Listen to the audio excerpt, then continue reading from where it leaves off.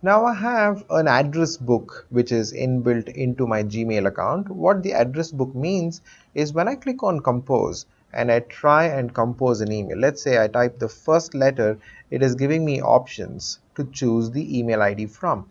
These options exist because these email IDs exist as part of my address book, and so let's take a quick look at our address book. We can access it through this drop down here on the left hand top, choose contacts, and people listed as part of my contacts are here. So these are 5 people who are in my address book. If you've been using your Gmail account for long enough, you may have a longer list of people in your address book, perhaps hundreds of people. Now, when I switch from one email to another, then I don't have all these addresses. So I will have to try and remember email addresses, or I'll have to always come back to this email ID to check what the email addresses are. So if I want email addresses to appear in 2 different address books, then we need to export it and import it. So let's see how to do that. Right now I'm logged into 2 email IDs. Let me show you the address book of both these email IDs. This is the email ID of 12222shashi@gmail.com, and this is the address book of another email ID which is talpit@karnataka@gmail.com, and we see that it's empty here. There is absolutely nothing here. Let me refresh this page and we will see that there's nothing here. Now I want all these contacts to also appear here. So how can I do that? So let's explore how to do it, not just because we want to move from one Gmail ID to another. There is another use for this which we will talk about later. Now to move all these contacts into my other address book, there is this option under more called export. Now I click on export. It will tell me to go to the older version because the newer version doesn't support it.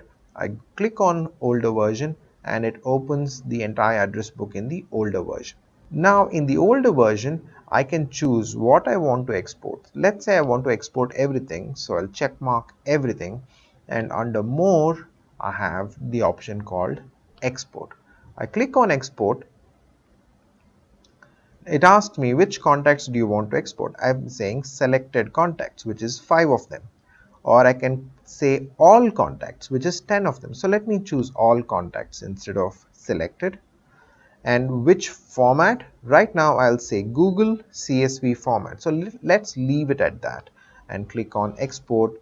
Now clicking on that will ask me where do you want me to save it. I will say okay. It by default saves it in the downloads folder, so it's downloading here, you see. And once I'm done, I click on it and it will open it up in my downloads folder. This is the CSV. So let me open this for you and show you what's in it. It's a text format in which all the email IDs will be stored. So let me right click, open with gedit, and we will notice a lot of email IDs in the gedit window.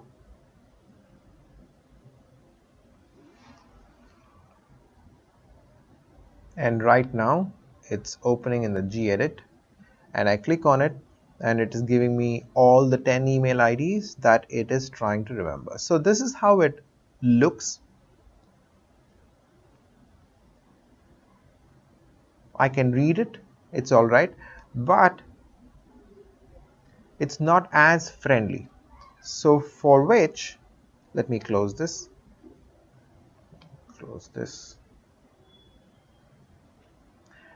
So I'm in my downloads folder.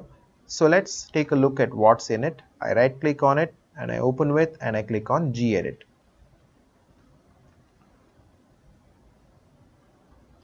And this is how the file opens. Of course, it's not very reader friendly because it's got too many commas, but this is sufficient. We can still read what's in it.